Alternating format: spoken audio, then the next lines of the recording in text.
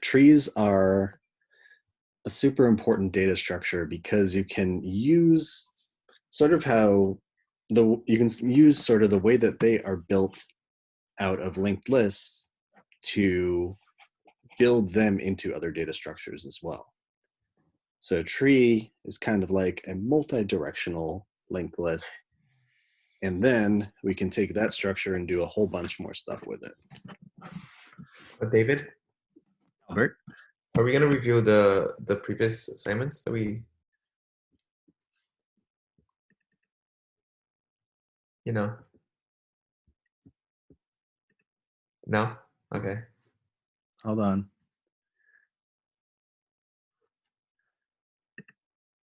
Yes, we are. Wait, did I miss something? Yep. What That's did I miss? what we're doing. Always, Albert, always. That poor boy. It's okay. Tired. I thought we were talking about trees. I thought that the one that we were going to review was recursion. We are going to review recursion. So there were 3 questions last week. We're going to go over them, and then we're going to talk about trees. Cool. Okay. So first and foremost, let's open up a new playground. Recursion trees.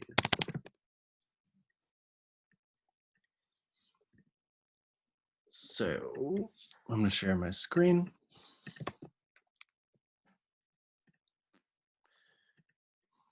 Cool. All right. So as Liana takes us to a different part of the house, the first question we were working on was a recursive range question.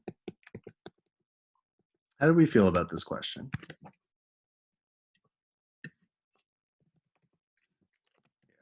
Paste it in. Write a function called range, which takes in 2 numbers, num1 and num2, as arguments. The function should return an array of numbers between num1 and num2.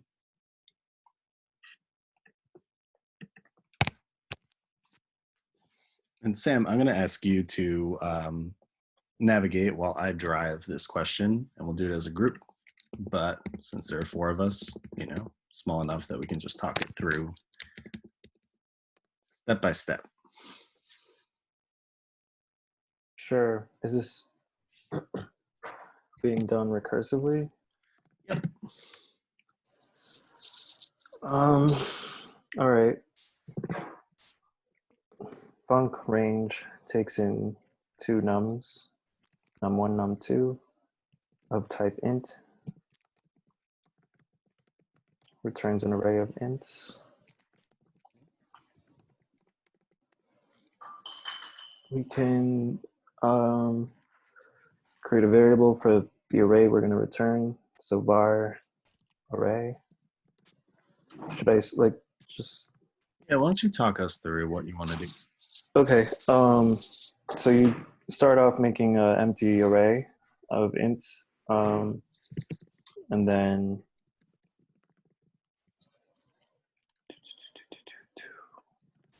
could I do this iteratively and then try and workshop it into a recursive strategy? Okay. Cool. Yeah, so you have the empty array. Loop through the range of num1 through num2 and append those numbers to the array.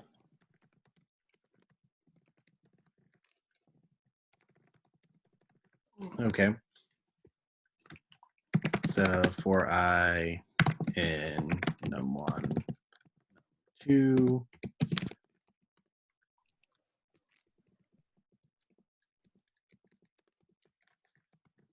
got return array, empty array, is an array of ints, return array dot append I, and then in the end we return array. Yep. Cool. All right. So here's the thing. This function wants us to do it recursively so that we are not creating a range, actually. We're going to do it a different way. So here is the iterative solution. Now recursively.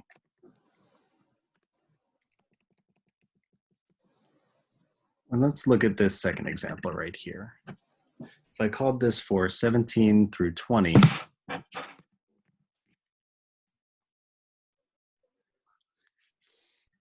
Can I jump in? yeah, If we're doing it recursively, we can say while this number is less than this other number, like something like that, as opposed to doing the range.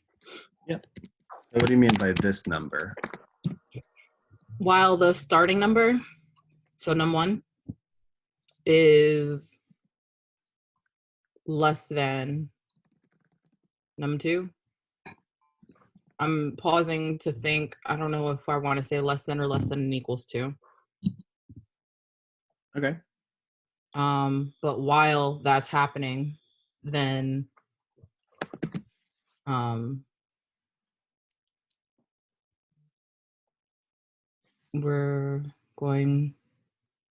we would need, I guess, another variable for a number and increment it up. No, I'm sorry. I don't know anymore. I think this is the key right here. If num1 is less than num2, we still have a range. And so that's the pattern we're going to follow, is we're going to look at our numbers. Which number, say we're like iterating through this, right? For each iteration, which number would change, num1 or num2? Num1 has to change. Num1 changes. And actually, num2 kind of sets our base case. Nothing happens to num2, sets our base case. Just like Tia said,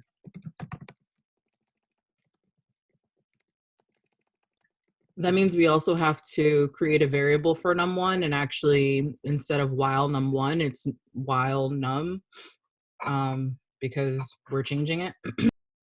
well, to do this recursively, we're not going to, so instead of actually changing num1, what we're going to want to do is call this function with a different num1. So recursively, num1 changes in each function call. And then, like you said, Tia, when we're in a range, that's when num1 is not yet equal to num2. That's how we know, like, just numbers wise, that we're still in a range. If num1 is equal to num2, then blah, we are no longer in a range. Now, that question of less than or equal to, we can kind of do it either way. I'm going to say we're in the range if num1 is less than or equal to, because it's going to make it easy to know what goes in our array. Let's look back at line 8 here. For our range, first I add 17, then I add 18, then I add 19, then I add 20. Cool. Which argument am I going to add to that return array? Num1 or num2?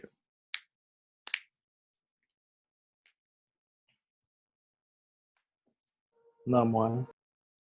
Yep. So num1 is what gets added to the return array.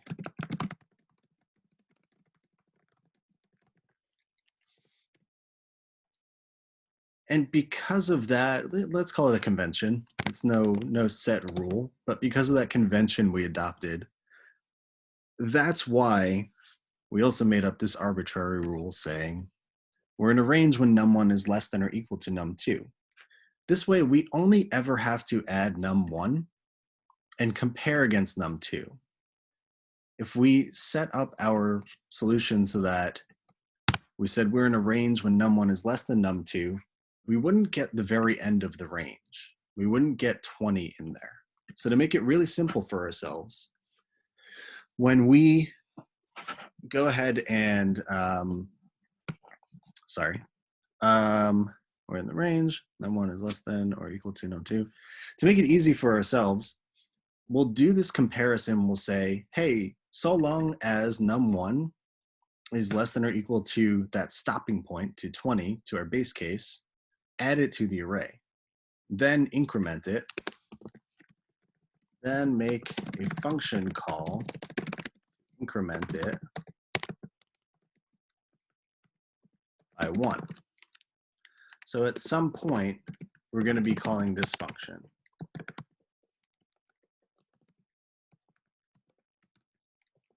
That's going to be our recursive call. What are some thoughts so far? Makes sense. Cool.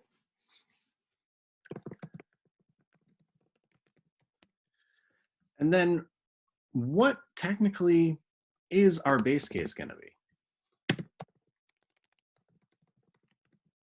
If the numbers are the same. Could be. The numbers are if num1 is less than or equal to num2. Greater than, right? Less than, no? Oh yeah, less than, sorry. Well, talk me through that. Drew, what? What is the base case? So while like until the number 1 is less than number 2, you're gonna keep calling to the function on the bottom to like add 1 to it. And as soon as you hit that, it then returns, right? So when's it going to stop? That's what we want our base case to be. It's When gonna it's stop greater when than. it's the same. Go ahead, anyone? When num1 and num2 are the same, when they're equal to each other. I just said that. Yeah. I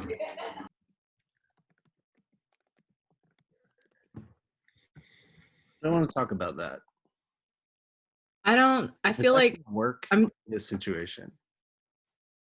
I keep saying greater than because we want to include num1 as num2 in the range, right? With your example above, 20 is a part of it. Mm-hmm. We don't want to stop before that. But we're not actually constructing a range. I don't get what you mean by that.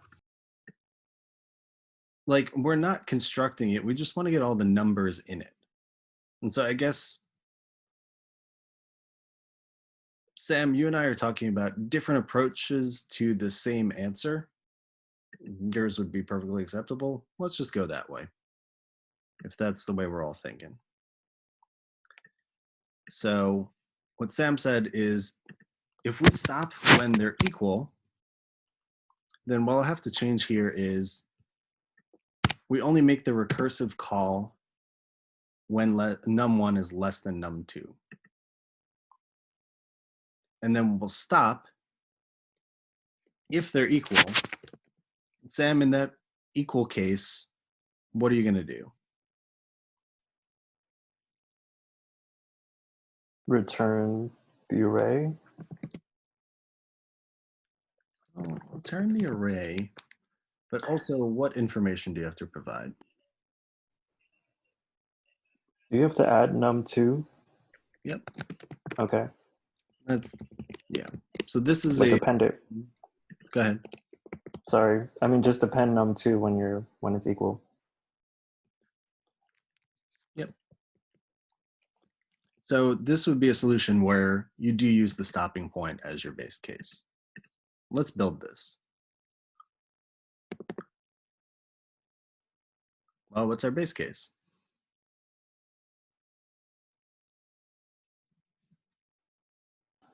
While num1 is not equal to num2. So we're not going to use a while loop. Instead, we're going to use recursion. Think of your recursion calls as your while loop. if num1 is less than num2. So again, remember, let's start with our base case. And then if your base case is not met in a recursive function, that's when you go ahead and you make the recursive call. So first base case, let's do that. If num1 is equal to num2, return whatever return array.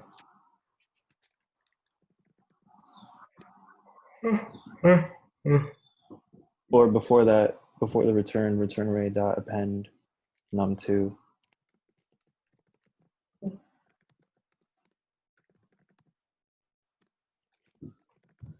that? Yep. Cool. All right. If that's not true, what should we do? Call the function and increment it by 1. Call the function range +1. increment it by 1. Would it be num1 plus 1? Okay. And then you got to return.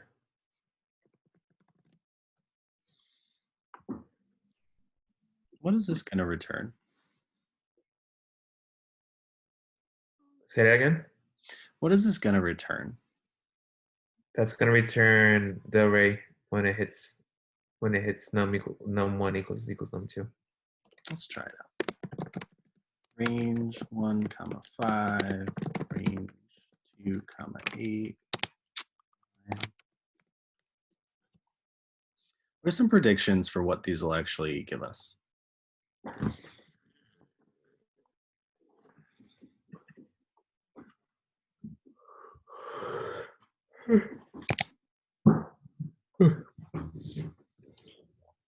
One to 5.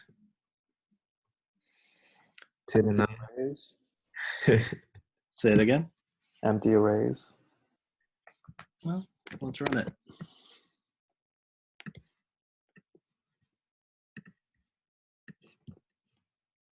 What do you see as the result? An array with one number, num2. So what are we not doing along the way? Appending num1. Cool. When should we do that to do it in the right order? The return function for the range. Around there, something like that. Okay. Shouldn't we do that before it? Yeah, when do you want to do it? Why are we always appending num2? That's my question too. So the current question is, when should we append num1? Right there. Okay.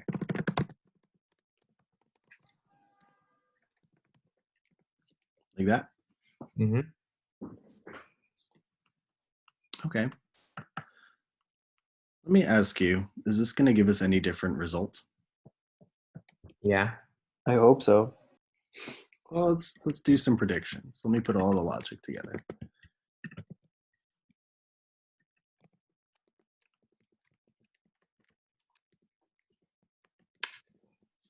It's gonna the array is gonna keep getting called again and emptying it by itself. So it's only gonna append it once, not append all the numbers. Yep. So you would probably want to do that in the return or something like that. So you're predicting that it would be 4, 5 for the first for line 40? Is that your thought process, Albert? So like line 36, right? He appends it to num1, but then the function goes into adds it again, and then it becomes 0, and then it becomes 0 again. So it's not really. It's just It's becoming an empty array through each iteration. Mm-hmm. and it adds num1 afterwards, and then does it again. So it's like almost what we're doing for num2. We keep adding it to the end, in a sense. Is this? Go ahead. Is this where we would use like memoization I was about or? to say that. So we don't want memoization. Memoization's kind of different. So memoization, it's a great question actually. Like memoization is specifically if we're going to run into a function call with the same inputs multiple times. So if this range function were to ever call, like the way we think of it right now, this is going to call function 2, 5 inside of itself, and then with the arguments 3 and 5, and then so on. We would want memoization if we're ever going to, in the recursive call, see the call to this function with the same input values. So this range actually doesn't need memoization, but what it needs is a way for us to actually go ahead and put all this stuff into one array. Can we start it with it being a parameter?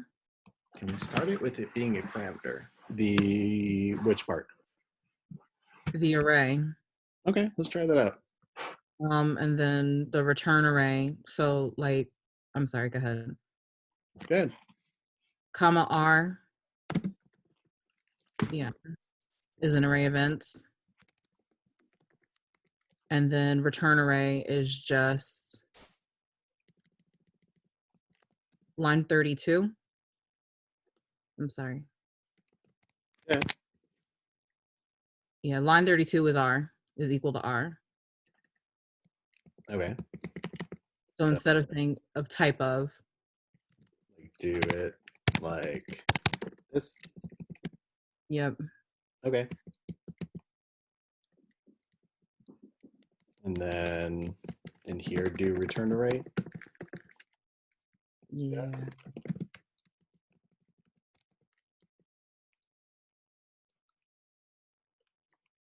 Is that what you're thinking? Yeah.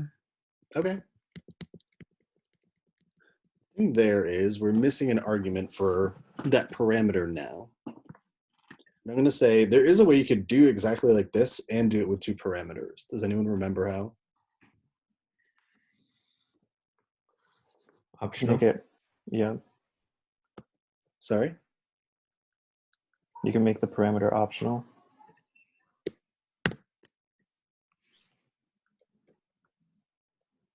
So it still is going to need to see an argument for it, though. And underscore before R.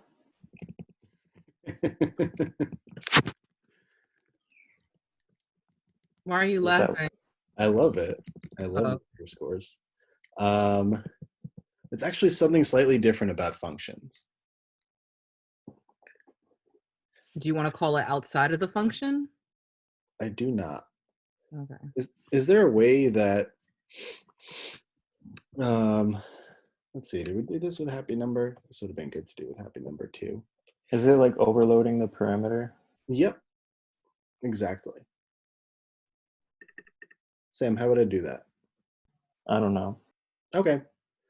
One way we could do this is we could say, when I call range, so the way that we can do this, which we don't often do in iOS development, but we definitely do a lot in regular CS, is we give a default value.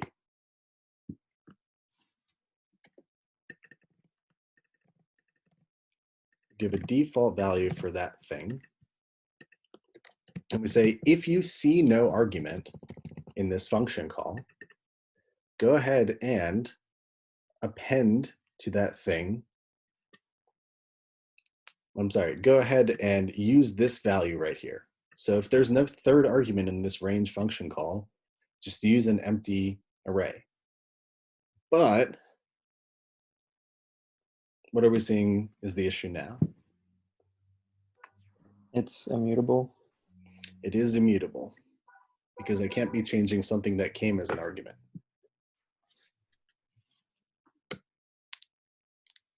How do we feel about that so far?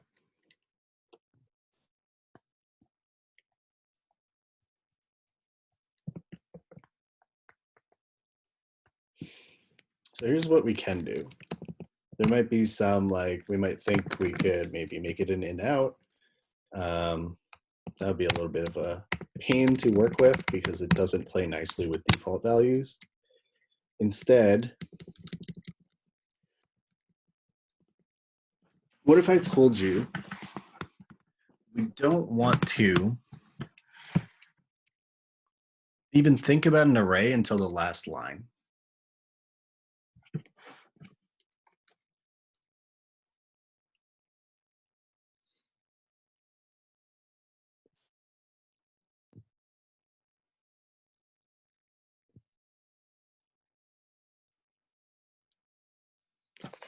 So are we like adding an array to our function call somehow, or? Nah, let's take it out. There's another way we could do this. Can we return an array plus range? Yep. Would That's that work? what I was saying. What Liana was saying? Return an array like that. So like what we had before, we had like the array, just call it again inside it. So like return the array with plus equals range. What array though? The one that we initialized before, that we had like above the if statement. So we don't want to do that because then we have to create a new one every time. Mm-hmm. But if you remember recursively, if on this line I say keep executing things until we get to the end, just like we did when we did Fibonacci, Mm-hmm. all of the work was happening on the return line. This is another one of those questions. So instead of appending, all we're going to want to say is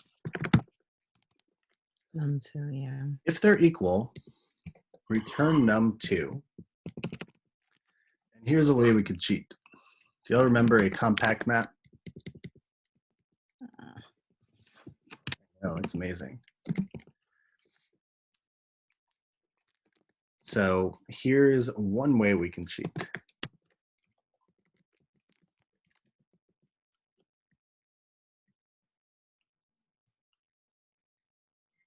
How do y'all feel about that? Makes sense.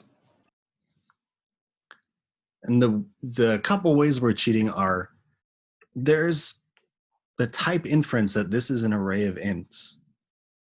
And then because this range returns an array of ints, the plus operator just adds things together.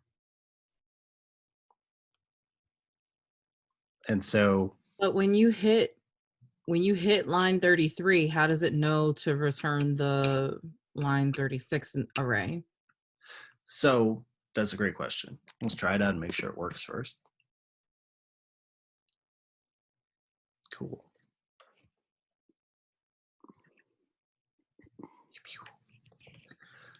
So what's going to happen? Let's look at our first example.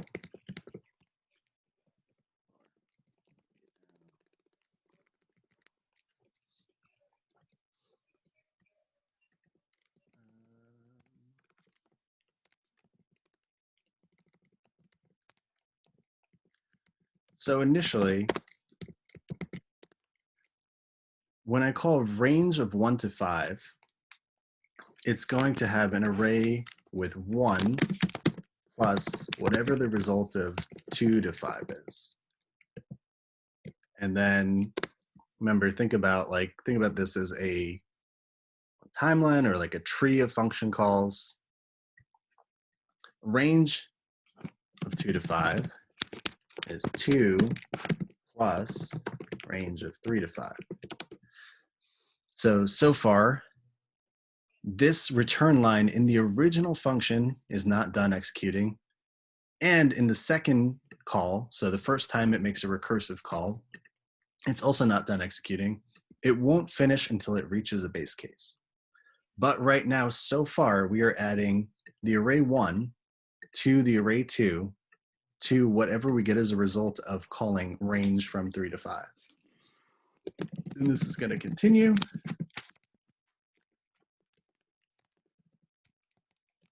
That plus that. And then, of course, that plus that.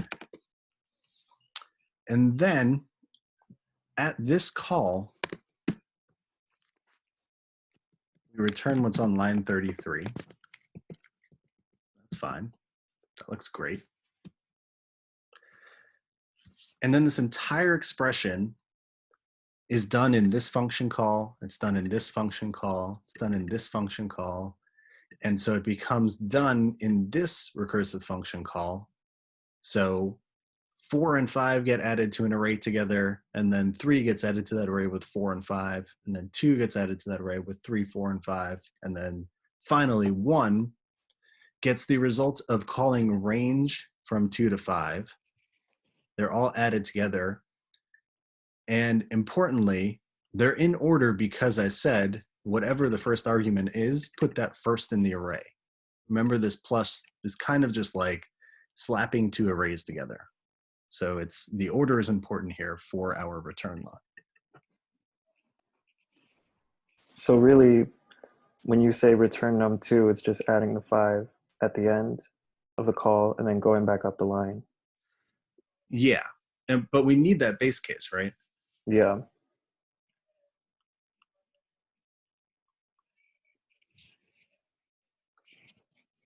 So how many times does this function get called in total? 3? Not 3. 5. 6. So there are going to be 5 calls. There's going to be a range of 1 to 5, then 2 to 5, 3 to 5, 4 to 5, and then we hit the base case when we call range of 5 comma 5. So this is the function call for range of 1 comma 5. And then this kind of branches off, as you see. And let me ask you, and this is kind of the advantage of using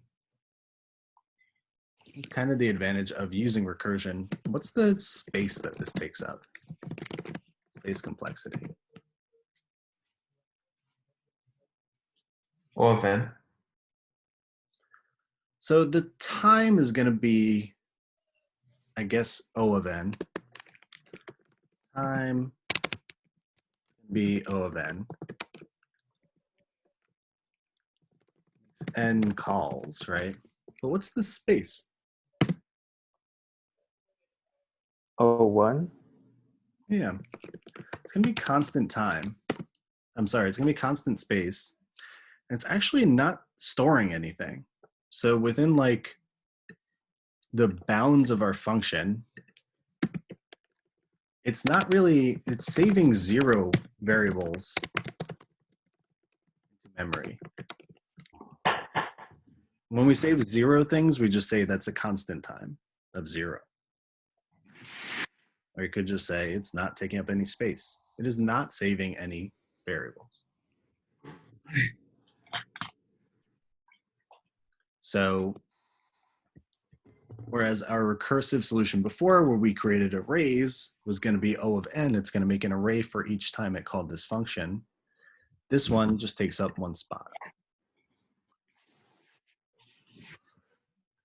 How do we feel about that? Confused. Cool. Is this common with recursive functions? Yeah. So the goal, often the reason we use recursion is that our explicit goal is to take up less space. And if you remember, like we use recursion, We're going to use our recursion specifically when we see a pattern that can be applied over and over and over. So if we see that pattern, rather than if I said count to 100, rather than you going and saying, okay, 1, let me store 1 in an array. Now 2, let me store 2 with that 1 in that array.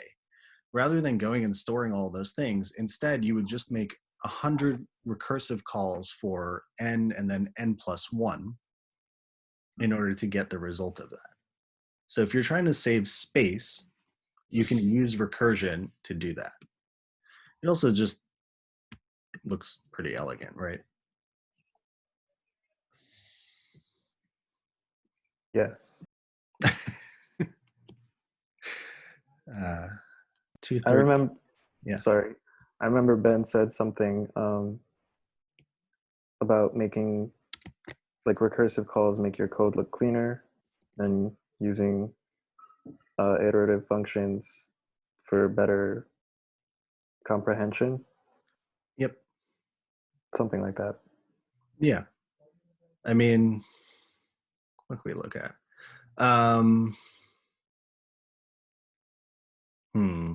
I mean, we could look at happy number. There are recursive solutions for that that look really, really nice. Really, what a recursive solution like is so close to almost using algebra that most explanations you'll see look like algebra problems. Like someone might have written this as like A plus function B, you know, something like that. Like this is as close to just applying the logic of do something. And that when you notice that pattern, when you see a pattern,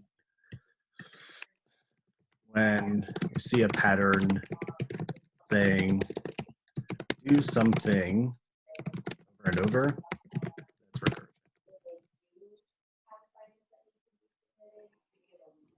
And so, excuse me, it simplifies like the visual logic, but also the trade-off is if you write something that makes no sense to anyone else, what's the point of writing that code? So that's our recursive range. Just to remind, does not use memoization. So memoization does not apply here. Sad face. And I think in the interest of time, I'll probably like speed run on a video the coin counting question. That's like a very, very common recursive question you'll see. It's like one of the classic ones from cracking the coding interview. Let's just take a quick look at it and see if we can find the pattern without writing any code.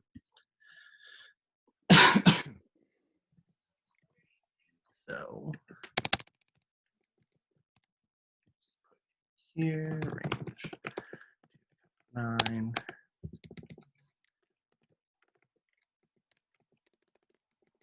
So for coin counting, given an infinite number of quarters, dimes, nickels, and pennies, write code to calculate the number of possible ways of giving exact change for n cents.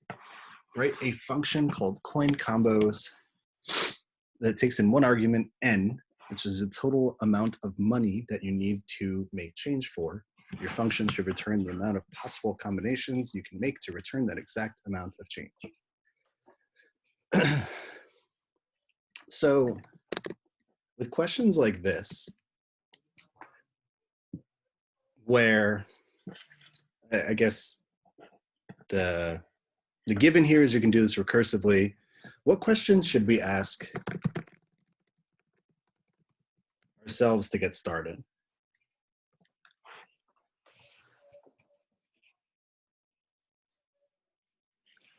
What's the high level question?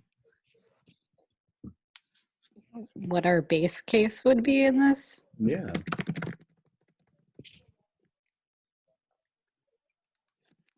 And if I'm counting change, let's say like I just bought something and I need the machine to give me change for it. What's the base case? What's the simplest way? What's the least number of combinations for that machine to give me back my change? For 0 and 1 cents. So yeah, let's think of it in terms of output. How many different combinations of change could I have for those? For 0 cents, you would have 0 combinations. And for 1 cent, you would have 1 combination. Aren't we looking for like the common,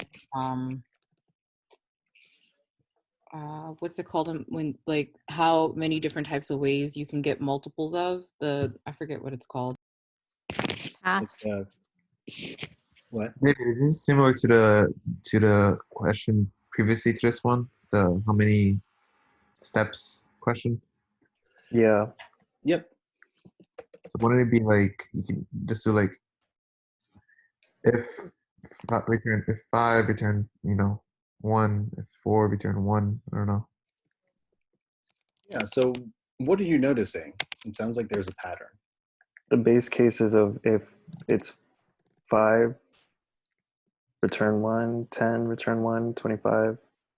1. But you want to return the number of combinations that you can do, right? Those are the examples you gave us, but if it was like 27 cents, that would still be a valid input output situation, right? Yep, these are just examples. So Yep, good. okay. We're still looking for like the multiples of, right? So like for the line 59, you're getting a return of 2. So you're either giving 5 pennies or 1 nickel. Those are the 2 options.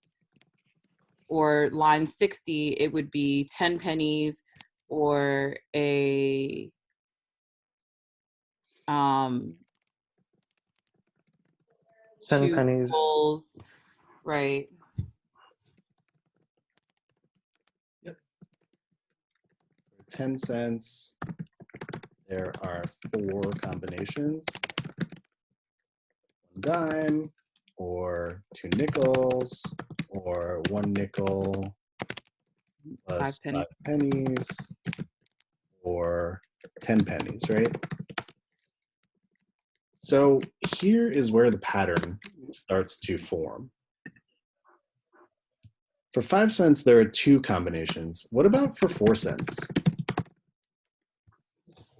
1. Yep. And I'd wager to say for 2 and for 3 cents as well, there is 1 combination. What about for 9 cents? 2. Yep. There are 2 combinations. And I wager to say the same for 6, 7, and 8. So there's definitely a pattern here. Can anyone kind of hint at it? Is it like a tiered system? Tell me more. I don't know. Okay. Well, I think maybe part of what you're saying is there are definitely more combinations as your input gets larger.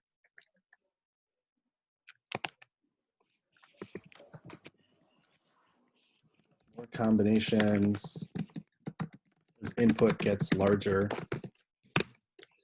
Here is the most important part of that pattern is each time we add the value of another coin that's not a penny, there are more combinations. So at 4 cents, we could only use pennies. Now at 5, we could use pennies or nickels. So that gives us 2. And then at 10 cents, we could use dimes, nickels, or pennies. For 11, 12, 13, and 14, do you think you can use the same number of coins?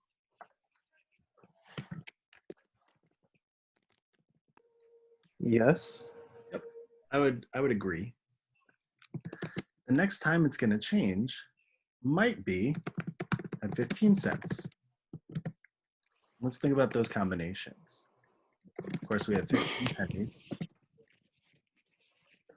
We have 10 pennies plus 1 nickel. We have 5 pennies plus 1 nickel plus 1 dime. We have 5 pennies. Oh, that's bad math. Sorry, everyone. 5 pennies plus 2 nickels, and so on and so on and so on. And we could lay those all out, but here we've got 4. And then what if I said don't use pennies at all? Well, we've got nickels, got 1 nickel, plus 1 dime. How many combinations is that?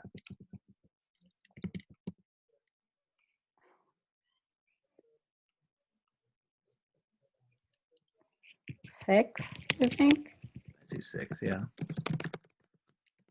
So what we're gonna see is, in the very least, every 5 cents there become new combinations because we could use more than just pennies.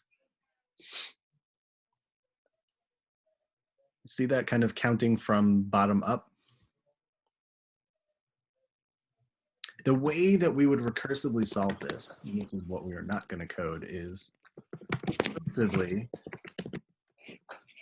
the number of combinations to get a particular change amount. The number of combinations, of coins to get a particular change amount is equal to that pattern above for some smaller subset.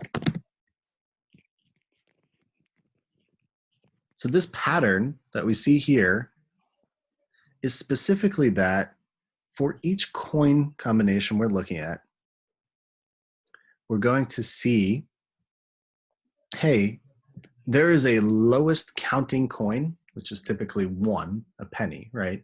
Or pence or 1 cent. I don't know what they call it other places. Whenever, sorry? Nothing, never mind. What is it? I need to know. I think I said a shingle. Is that? I don't know.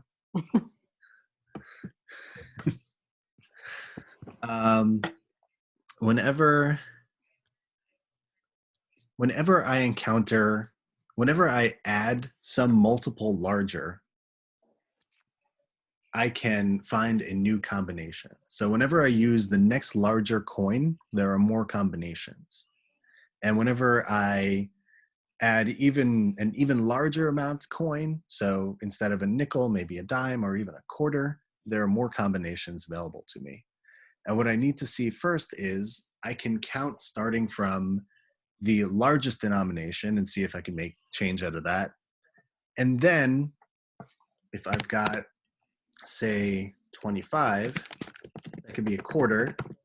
That's typically how we think of it. But then I start counting the combinations where I don't use a quarter. So there's a quarter and any other combos that don't use a quarter. Okay, so then for 25, there's a quarter and the dime combinations and the combinations that don't use dime or quarter. And so we can recursively look at this for different coin sets. So the recursion is saying, can I use this coin? And if I can use this coin, can I then use any smaller coins to put it together? And in the end, all the combinations are going to be the combinations using the quarter and the dime combos and the quarter combos and the penny combos. At each step, what I mean is the dime with no quarters. And here I meant nickel, I'm sorry. The nickel, no quarters or dimes, and the penny only comma. And recursively, that's what I'm going to want to do, is figure it out using the biggest coin set and then throw that away and use the next largest coin set and then throw that away. And then all the way down to the smallest denomination. And we are definitely not going to do that right now. But I will, what time is it? I'll at some point in the next 24 hours do maybe a speed run of it and do a video of it. Any questions about this pattern though? So at the end of this pattern, do we just end up like the other day counting up zeros and ones? You could. There's a more mathematical way to do it though. So when I count my combinations, I'm not going to be keeping like actual count of them. I'll actually be able to do some math using like the denomination 25 for a quarter. And then if I can use that, then recursively, I can also use the combinations from any smaller set. So I kind of want to see what my biggest coin is, and then recursively add the combinations I get from that to the combinations I get for a smaller total. Zeros and ones, which did you mean? Oh, for Fibonacci? Yeah, I think it was with the Fibonacci one, yeah. Yeah. This one's going to look a little different. This one's actually like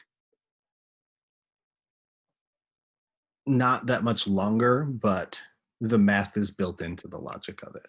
So I'll be sure to explain that as it goes.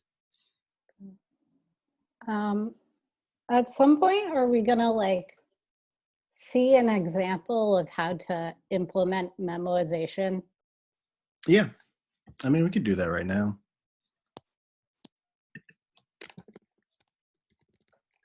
So Fibonacci, I don't know, instead, that's okay. Term int,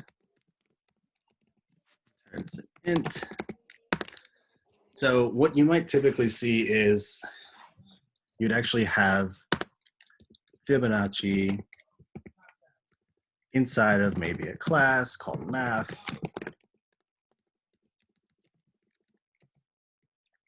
And this might have on it some kind of static var fib memo, which is an array of int to int. And we just say that is equal to an empty dictionary to start. Then for Fibonacci, how did we do this before? Guard term is greater than 0, else say return 0. And we said the first term is also, the first term, which is term 1, is also 0. The guard term is not 2, because that would return 1 for us. And then we said return Fibonacci of that, because that works.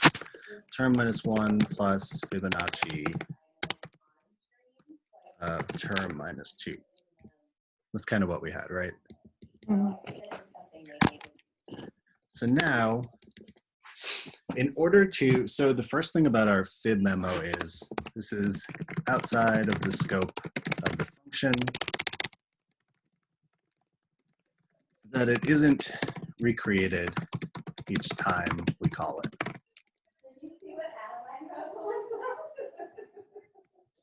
And if you remember, line 93, what it's saying is call this function twice. And it keeps calling it down that call stack, like we said, until it returns an actual value. And the way memoization helps, memoizing saves us here by letting us look up inputs. And if they exist, using them. Lookup in our dictionary is, what's the lookup time? Constant. Mm-hmm. So the advantage of memoizing right here, which would be, let's say something like, if memo math dot fibmemo at term is not equal to nil, or what's another way we can do that? It's a better way to do this. Guard against it. If let. Yeah, I'm gonna optionally bind this. Let memoized term equal that. Oh. Then I can just return memoized term. And that's a stopping point. There's no more recursive function call. But, you ask, then how do things get into the memo? Because right now, if I'm just calling this and nothing gets in there, how is anything ever going to get in there? When could I say, well, math.fibmemo at the term is equal to something? So is this after like building that dictionary that it becomes useful? No, so the like super important step is that memoization occurs during the recursive function call. So there might be something we have to do before we just return out of this, because returning anything after the return doesn't get executed.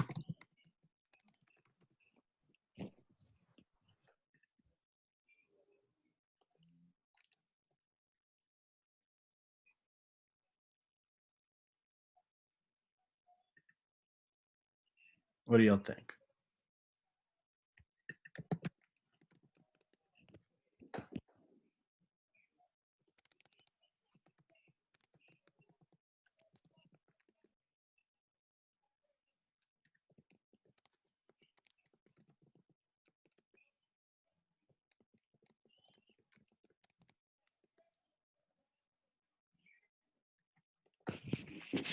Do you have to add it as a parameter or no? No, you don't have to do that. So term is returning the number in the sequence of the Fibonacci, right? Like at index 5, give me this number in the sequence.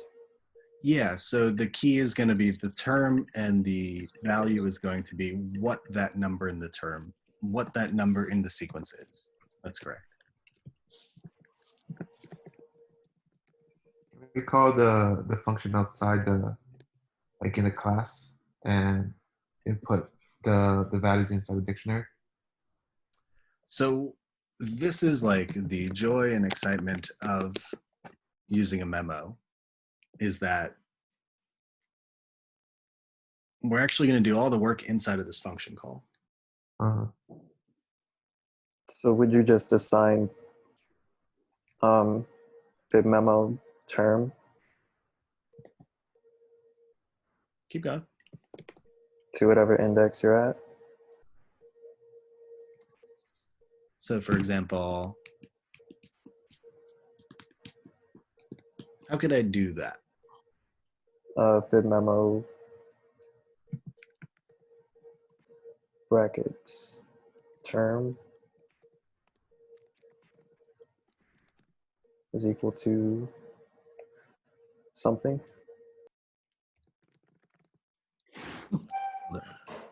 Yeah. Where does that something come from? So we do want all this, and we do want that. And where's the actual value derived from? Does it come from the recursive calls? That's right. So instead of returning that call, we could say it equals that call. But then we're doing kind of double the work here. What's a way I could do it just one time?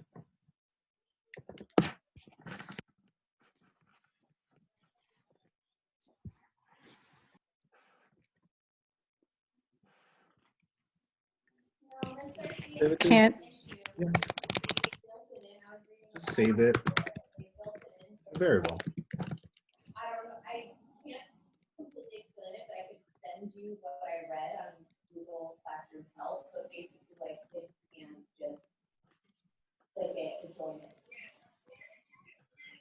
Wow. What's that? Wow. You like it?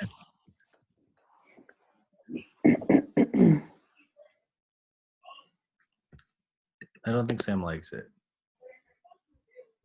It's new. It's definitely new. But ultimately, all it is a dictionary. What we had on the return line before is just getting saved to this constant. So this now becomes the line with a recursive call that doesn't complete until all those recursive calls reach a return line. The advantage of using the memo is that there's a third like defined return value spot. So our two guard statements are base cases. This memo lookup is not a base case, but it is another spot where we can preemptively stop the recursive call. I can just return some int value because, well, in some other lookup, I found out that, for example, the value for the third term is 1. Okay, so I don't even have to make the call for the second and the first term. I'll just look up in that memo 3 and get back the value of that, which is 1, and return it. So memoization gives us a good spot to not create that long recursive, that long chain of recursive calls, but instead it just stops the execution of that branch of functions because we already know the input and the output for that specific term.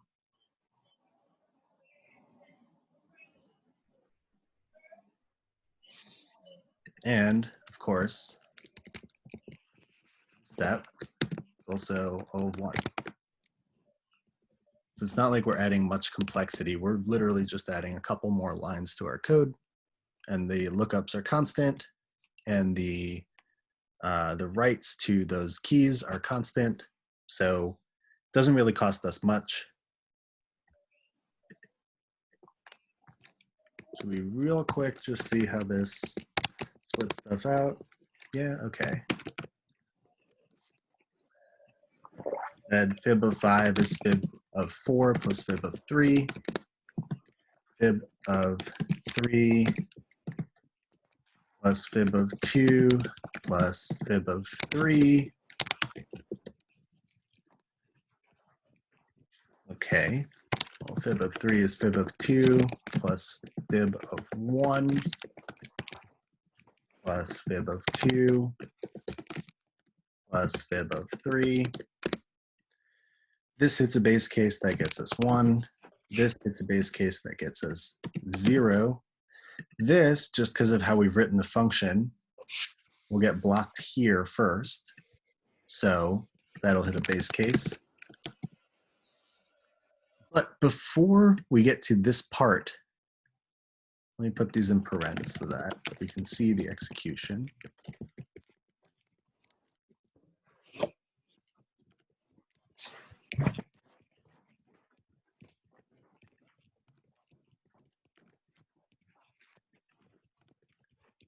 So fib of 2 plus fib of 1 are the recursive calls for fib of 3. And so once that finishes execution, it's going to store that, hey, for the third term, the value is 1. And so this function right here has to complete its execution. But because of what we said about the call stack last time, the next time we see fib of 3, which is on that right side branch, when we look at this step, it's not going to evaluate down for fib of 2 or fib of 1. It's just going to return that value 1 that was seen right here. And so we start to save like calls in our call stack. We save time, we save computing power just by having this cute little dictionary here. It's so cute. Hey, buddy. So let's see how many times we get to use this. Fibonacci math.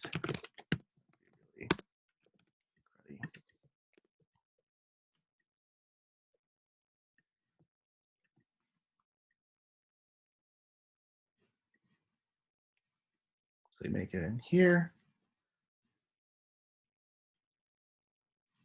And it did us 6 different times we got into this memo, and it returned the value for us. And why are these numbers getting larger again? Let's say I make this 12.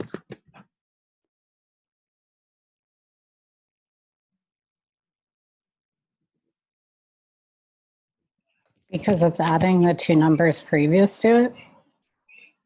What do you mean? Why, I guess what I meant is, why is it going from small to large rather than the opposite? Because the call stack has to figure out what Is the first term is. I don't know.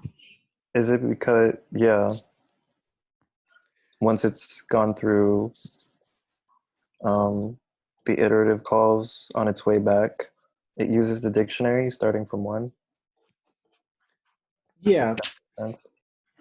Yeah, and I think in both of those is like the calls for the smaller terms actually complete before the ones for the larger terms, because the larger terms get their values by calling for the smaller terms. So to get fib of 5, I need 4 and 3. Those calls to fib 4 and fib 3 need to complete before I can even get the result for that fib of 5.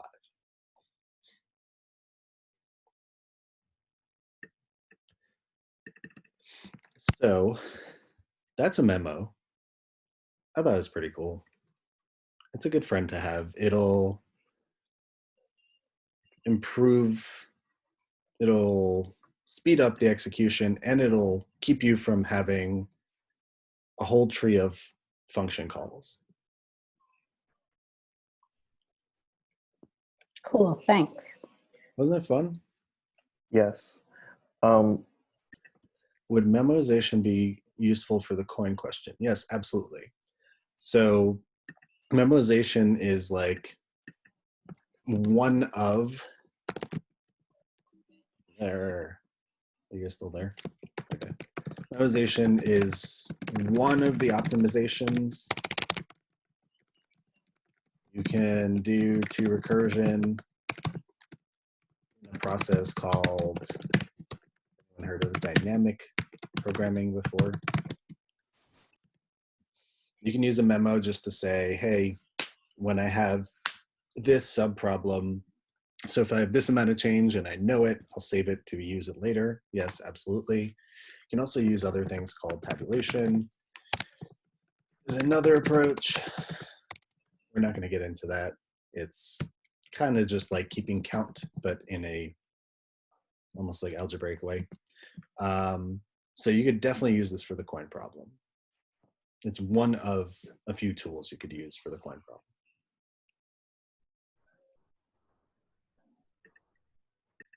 Resume recording. So trees. I hate this.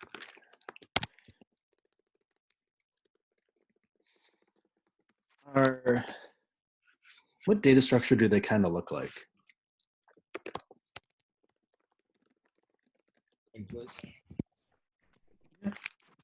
So they kind of look like linked list. And Sam's gone and Albert's gone. Okay. they kind of look like a linked list. In what way are they different than a linked list?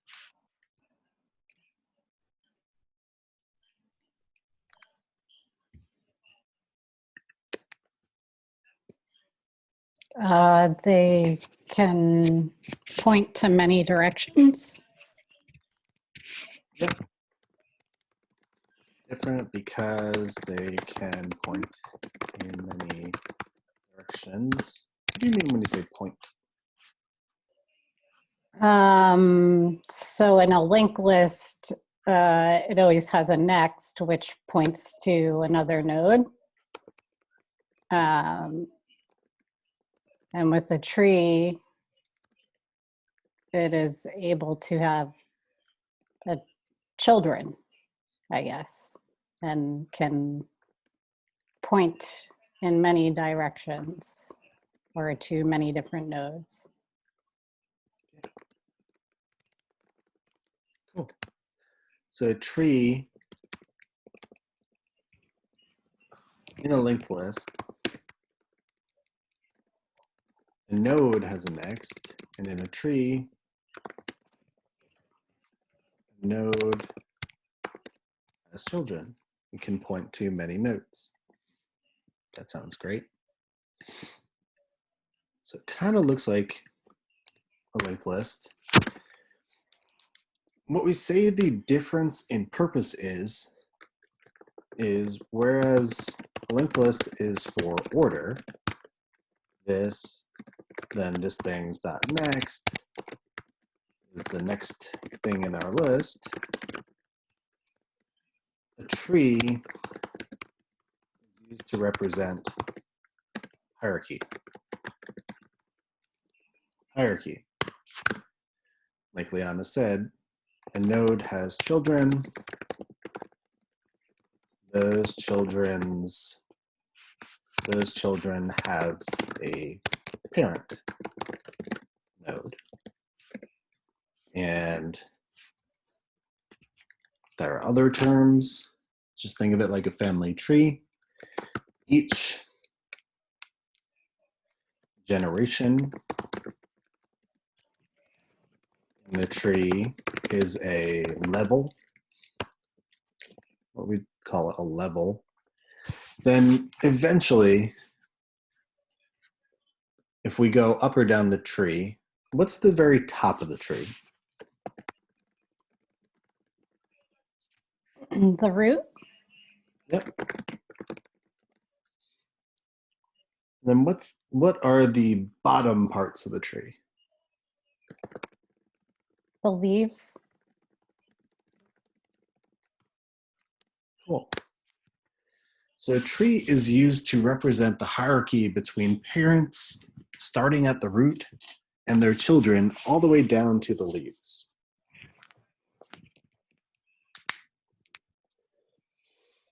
Does that look familiar to most of us? Well, there are 4 of us. Does that look familiar to everyone? Yeah. Okay, so from the root, moving around only happens in one direction. So root knows its children, which know their children, know their children, dot, dot, dot, dot, dot, dot, dot. That process can keep going until there are no more children for a given node. That means that a given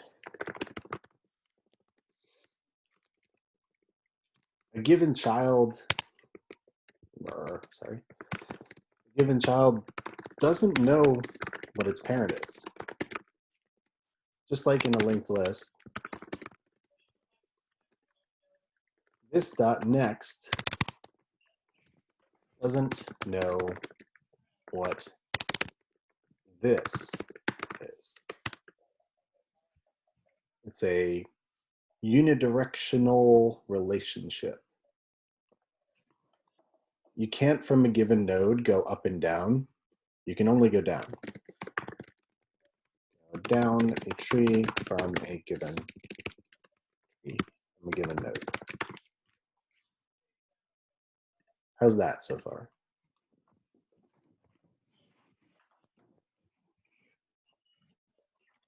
Albert, how do you feel about that? Confused. Cool. Tell me, where are you confused? I'm confused about the whole idea of trees and stuff. Like, can't use it for shit. Okay. Do you have a more specific situation? I don't know. Just usually whenever I try to understand like how it works, I get confused. Okay. Well, let's dig a little more into the trees that we use. Think about how we can use something like a linked list pattern to do it. Linked list looks like this, right? We've got A, then B. Sorry, this is really annoying to write out. So linked list looks like that. Tree looks like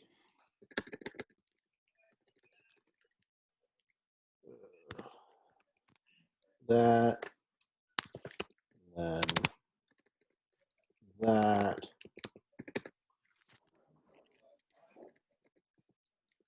like that.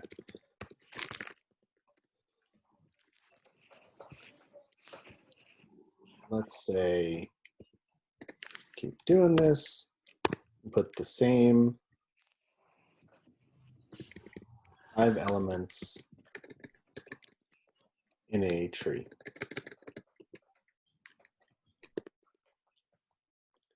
So looking at this visually, in the linked list, I can go through all of the elements at once.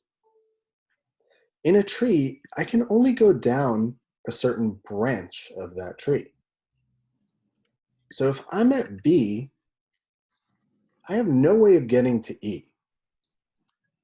It's like a 2-dimensional linked list. And what that creates is, because there are branches, look at this like a flow chart, right? Flow chart, I might never even reach a certain node if I'm on a different branch. I can only access the nodes available from the node I'm currently at. What is the process of moving around in a tree called? What is the verb for it? Traversing. Yep. Traversing. So we'll get into this on Thursday, but because since I can't get to all nodes in one branch, unless it's a really sparse tree, unless there aren't really any nodes at all in the tree,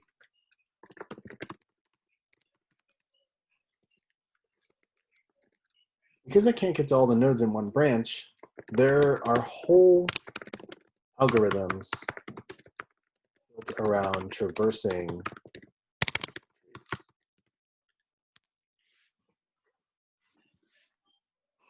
They fall into 2 different categories.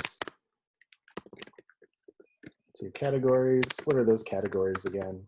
What are the 2 types of traversals I can do? Breadth and depth. Breadth first, depth first.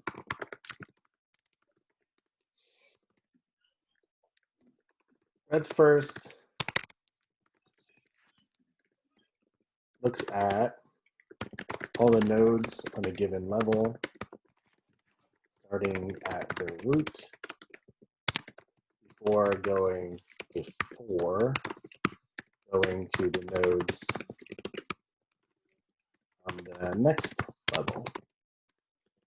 That's what breadth first means. What is depth first?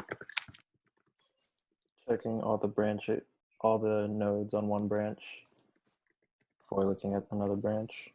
Looks at all the nodes on one branch. How do you know when you're at the end of one branch? When its next is nil. Yep. So going down to the leaves, or looking at the next branch, typically we traverse to the left.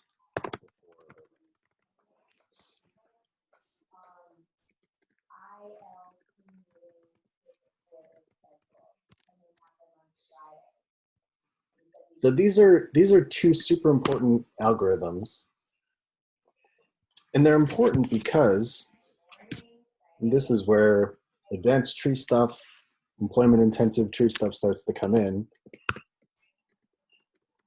We store stuff in trees so that instead of retrieving them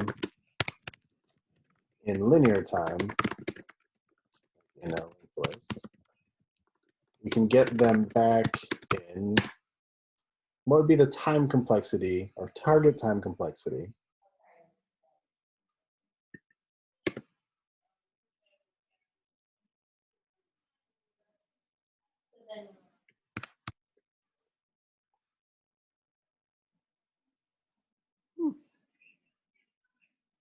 Constant.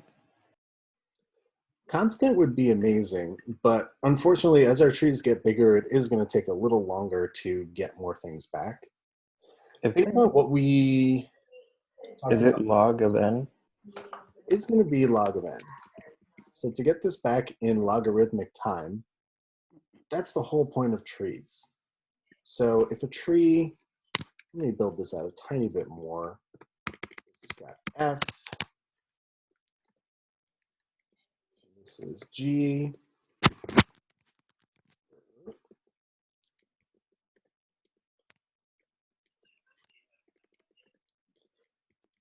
This has got f and this has got g. This is what the tree that we are used to is not the only tree that exists. The tree that we're used to, where there's a parent and there's a left and a right, tree with node that has left, right nodes, is called a binary tree. On a binary tree,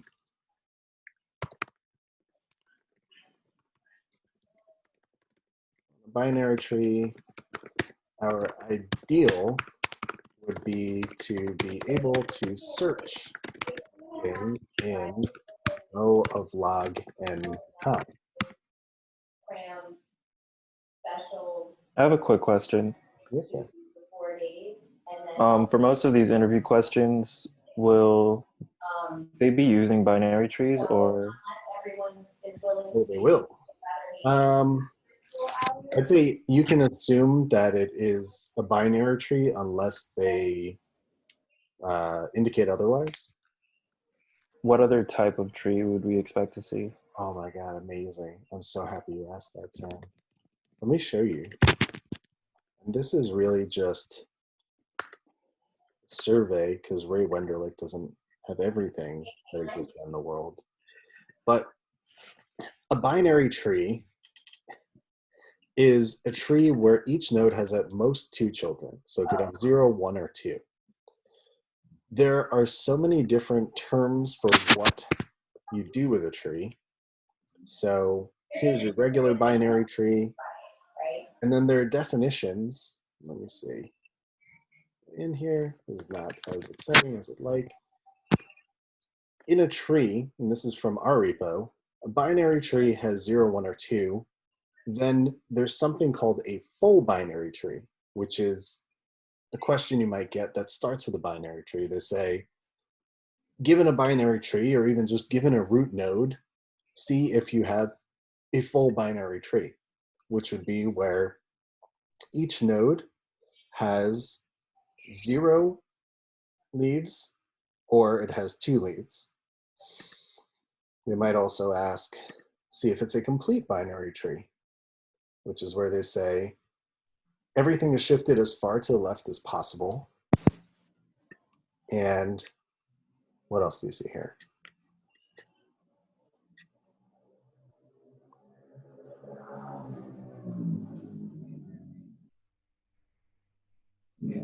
We can meet at 2 on a. What else do you see here on this specific diagram of binary tree?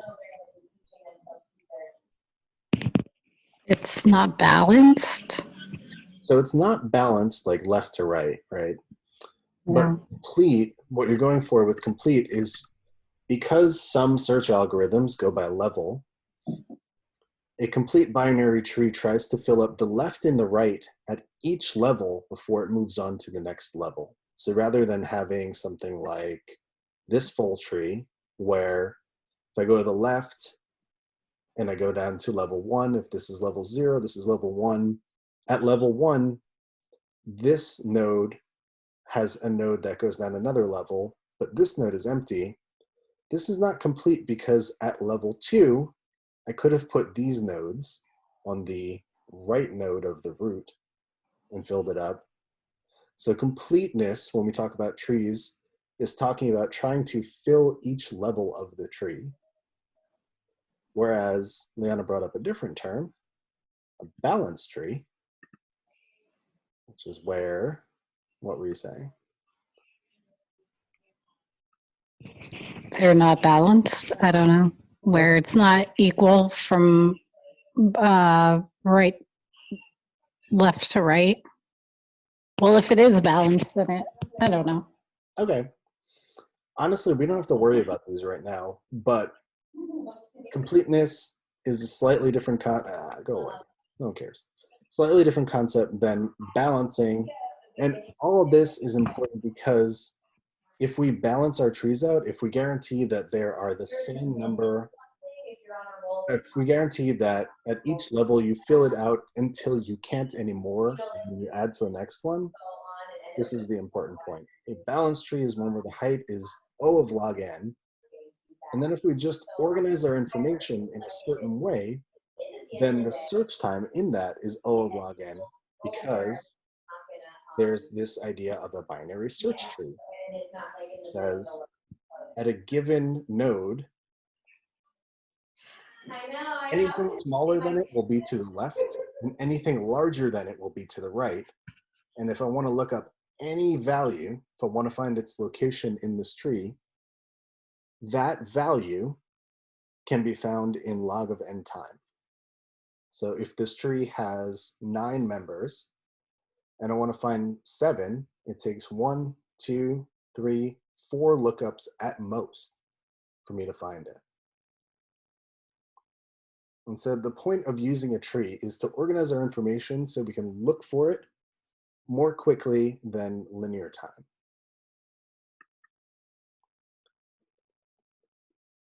Sam, I think maybe we got in the weeds with what you really cared about, which was, do trees ever have more than 2 nodes? Would that be accurate?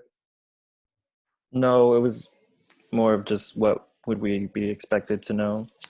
Okay.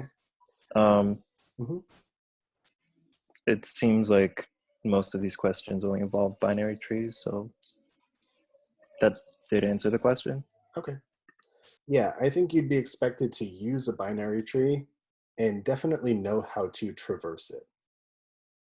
So you should definitely know breadth first and depth first searching on a tree. Let's define a tree. Let's make a tree real quick. Tia, can you help me with my, let's start with a tree node. How do I make this guy?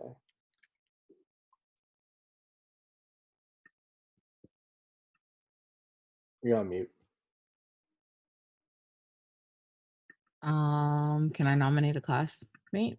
What do Open you your bracket. We need the left side and the right.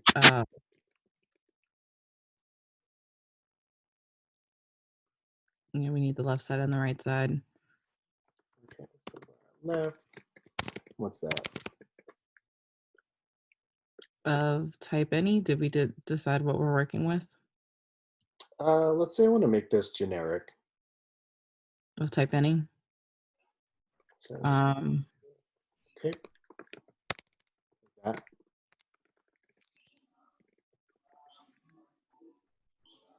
Would it be of type tree node?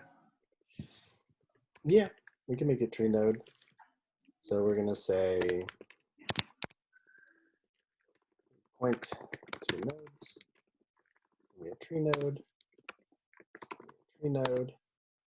So these are the children.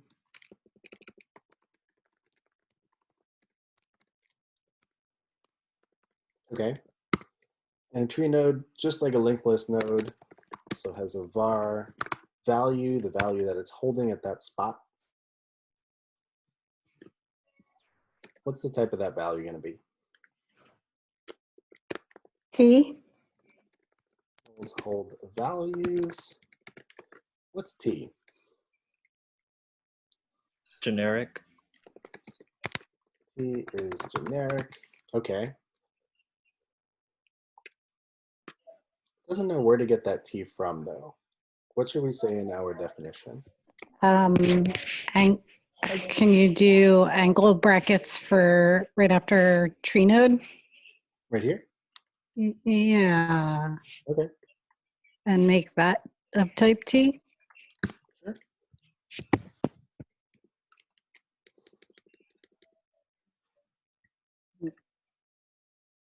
Oh no, it has no initializers. What do we do with the class? Init. Init. What params are we going to take?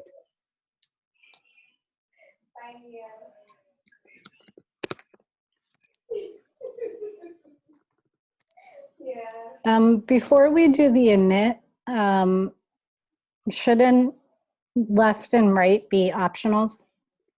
Okay. Should these be optional? Why do you say that? Because at some point, the left or the right will be nil. Cool.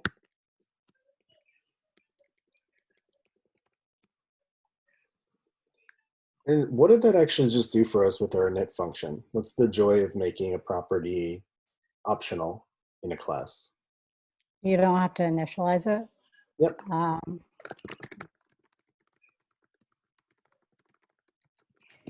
Woo! Also, if you ever see this, that's bad coding. That's what we call a code smell. Smell? A code smell. So Where'd that word come from? it's a sign that something stinks. Gotcha. Yeah. It's a real term, I promise. Yeah, a code smell is doing some unnecessary and maybe risky code. But the whole point of an optional is that it's nil by default. So if you ever see that, that's someone who does not know how to really write Swift code. Like me. Okay. Parameters.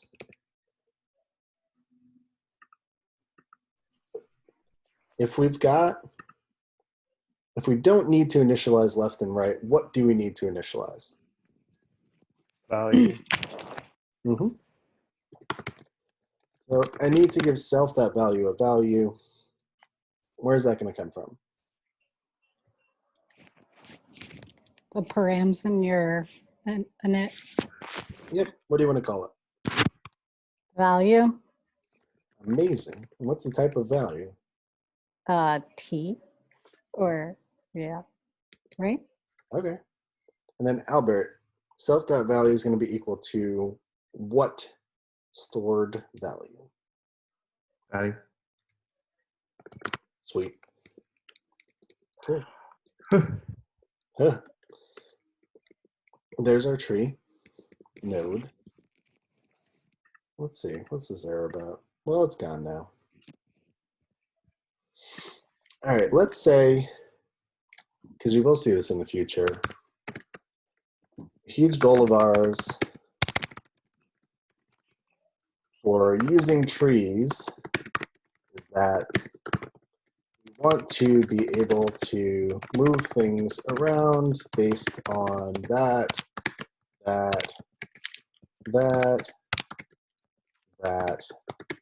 and that. Can you define move things around? Yeah. So if we've got tree nodes, a whole bunch of them, let's make a whole bunch of them. So I don't know, one node equal tree node, taking in, one. That's what I'm thinking. Let's see if we can be lazy here. Let two node equal tree node, taking in two. Tree node. Tree node that holds the value 3. And if I want one node to actually be our root dot left, it's going to be 2 node, root dot right, it's going to be equal to 3 node. If I want to be able to look at their values and say, actually move them around, so if root dot value is less than 2 node dot value, do something. How do I make my class definition work like that? You have to make tree node conform to comparable, something like that. Yep. So not tree node itself, but I want the generic type that we use for value to conform to comparable. So I want our stored values to be comparable. I gotta make, sorry, no. Gotta make the generic type here conform to comparable.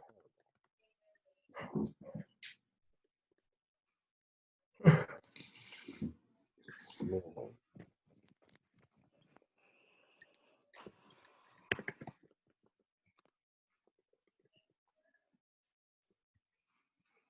So we've seen this before, right?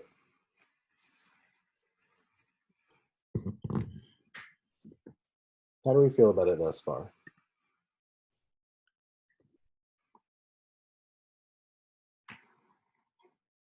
Cool. Cool? Cool. Cool. Okay. So Did you say so or dope? What?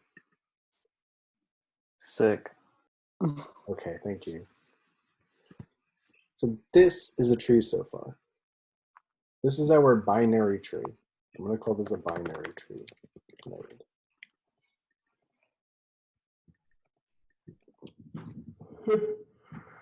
I agree. God, I'm sleepy. Sorry to hear that. I think that's as far as I want to go for today. Next week, nope. Thursday, get into breadth first search and depth first search. And just preview some of the specific